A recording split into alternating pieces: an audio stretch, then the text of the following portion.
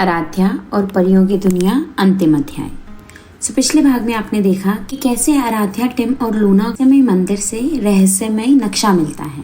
Tim, Luna और आराध्या बड़े ध्यान से उस नक्शे को समझने की कोशिश करते हैं कि तभी नक्शा चमकने लगता है। नक्शे पर एक जादुई वन उभरने लगता है। ना टिम, मुझे लगता है ये नक्शा चाहता है कि हम इस जादुई वन की तरफ चलें, लेकिन ये है किस दिशा में? तभी अचानक नक्शे से एक रोशनी निकलती है जो कि एक रास्ते की तरफ इशारा करती है। आराध्या देखो, ये नक्शा हमें इस तरफ जाने के लिए इशारा कर रहा है। फिर टिम, लूना और आराध्या नक्शे द्वारा दिखाए रास्ते पर चलने लगते हैं और वो लोग जल्दी ही एक जादुई घने वन के सामने पहुंच जाते हैं। जैसे ही वो लोग इस वन के अंदर जाते हैं तो उन्हें पता चलता है कि यहाँ पर तो सब कुछ उल्टा पुल्टा है। पेड़ बहुत छोटे छोटे हैं, फूल बहुत बड़े बड़े हैं, चींटियां और मकड़ियां बहुत बड़ी हैं, शेर और चीते बहुत छोटे हैं। जिस पर आराध्या टिम और लूना से कहती है, टिम, लूना, ये तो बहुत अजीब सा जंगल है, उल्टा पुल्टा सा।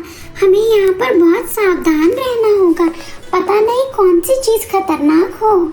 पर ये नक्शा हमें इस जंगल में लेकर क्यों आया है? हमें इस जंगल में जाना कहाँ है? तभी नक्शे से एक और रोशनी निकलती है जो कि एक रास्ते की तरफ इशारा करती है, जो कि बहुत ही छोटा होता है। टिम, लूना और आराध्या उस रास्ते के लिए बहुत बड़े होते हैं। तो टिम, लूना और आराध्या किसी तरीके फूलों के ऊपर चढ़कर उस रास्ते को पार करने की कोशिश करने लगते हैं। ये अचानक से कुछ मधुमक्खियां जो कि आकार में बहुत बड़ी होती हैं, टिम, लूना और आराध्या को अपने पंजों में जकड़कर उड़ा कर ले जाती हैं। लूना और आराध्या घबरा जाते हैं और जोर जोर से चिल्लाने लगते हैं, लेकिन मधुमक्खियों पर इसका कोई असर नहीं होता। कुछ देर इसी तरह उड़ने के बाद मधुमक्खियां टिम, लूना और आराध्या को एक फूल पर जाकर छोड़ देती हैं। टिम, लूना और आराध्या उस फूल से नीचे की तरफ देखने की कोशिश करते हैं तो उन्हें पता चलता है ये फूल तो बहुत ही बड़ा है। जैसे करके वो लोग उस फूल से नीचे उतरते हैं और देखते हैं कि ये तो उस संकरे रास्ते का आखिरी छोर है। लूना, मुझे लगता है इन मधुमक्खियों ने अनजाने में हमारी मदद ही कर दी है,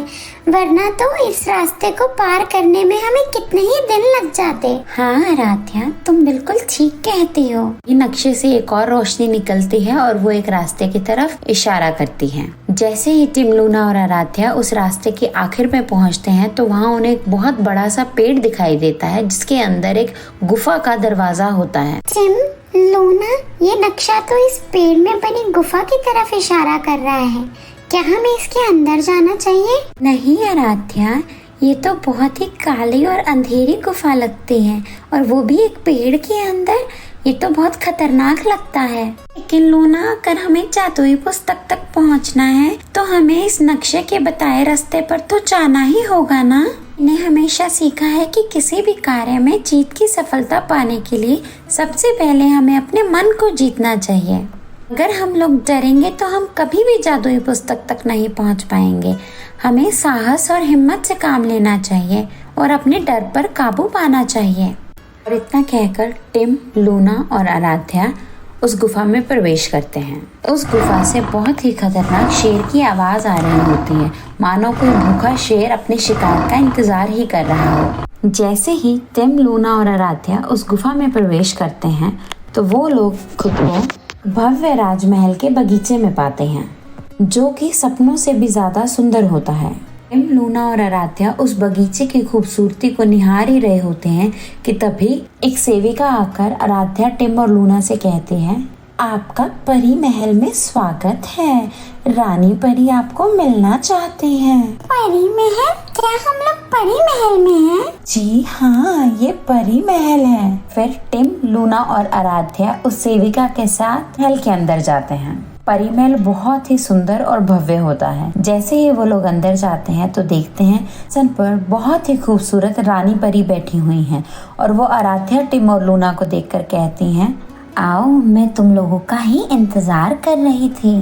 क्या आप हमें जानती हैं? हाँ आराध्या, मैं तुम्हें, लूना, टिम तीनों को जानती हूँ। इतना ही नहीं, मैं तुम्हारी नानी को भी जानती हूँ। मेरी नानी को? मेरी नानी को आप कैसे जानती हैं? तुम्हारी नानी भी तुम्हारी तरह इस परी महल में आ चुकी हैं और मैंने ही वो जादुई पुस्तक उन्हें उपहार में दी थी जिसके जरिए तुम इस दुनिया में आई हो। तुम्हारी नानी भी तुम्हारी तरह ही साहसी और निडर थी। वो भी दूसरों की मदद करने का कोई भी मौका नहीं छोड़ती थी। इसीलिए मैंने तुम्हारी नानी को उस जादुई पुस्तक का एक रक्षक बनाया था। उनके बाद उस बुक की रक्षक तुम हो, लेकिन तुम्हें उस बुक का रक्षक बनाने से पहले मैं देखना चाहती थी कि क्या तुम में रक्षक बनने के वो सारे गुण हैं। इसीलिए मैंने तुम्हें इस परीलोक में बुलाया था। मैं तुम्हारे कार्यों से बहुत खुश हुई हूँ। तुम सच में एक बहुत ही साहसी, निडर और सच्चे दिल की लड़की हो। इसलिए आज से तुम उस जादुई पुस्तक की अगली रक्षक होगी। लेकिन याद रहे, तुम उस जादुई पुस्तक का इस्तेमाल हमेशा लोगों की भलाई और अच्छाई के लिए ही करना। और इतना कहकर रानी परी आराध्या को जादुई पुस्तक देती है। और आराध्या कहती है, ये रानी परी, मुझ पर इतना भरोसा करने के लिए वादा करती हूँ कि मैं इस जादुई पुस्तक का इस्तेमाल हमेशा बहुत सूझबूझ और लोगों की भलाई के लिए ही करूँगी। ठीक है आराध्या, अब तुम अपनी दुनिया में वापस जाने के लिए तैयार हो। जैसे ही तुम इस पुस्तक को खोलोगी, तुम अपनी दुनिया में वापस चली जाओगी। इस पर आराध्या और लूना को गले लगाती है और उनसे विदा लेती है। लूना, तुम लोगों ने मेरी इस यात्रा में बहुत मदद की है। अब मैं तुमसे विदा लेती हूँ। मुझे तुम दोनों की बहुत याद आएगी। हाँ आराध्या, हमें भी तुम्हारी बहुत याद आएगी। तुम हमसे मिलने आती रहना। लूना, मैं तुमसे, टिम से और बाकी सबसे यहाँ मिलने जरूर आती रहूंगी। और इतना कहकर आराध्या उस पुस्तक को खोलती है। वो खुद को वापस अपने कमरे में पाती है जहाँ से वो परियों की दुनिया में चली गई थी। दोस्तों, यहीं आराध्या का परियों की दुनिया का सफर खत्म होता है। आपको ये कहानी कैसी लगी हमें कमेंट्स में जरूर बताएं और ऐसी और कहानियों के लिए सब्सक्राइब करें हमारा channel. Peek it on Kids।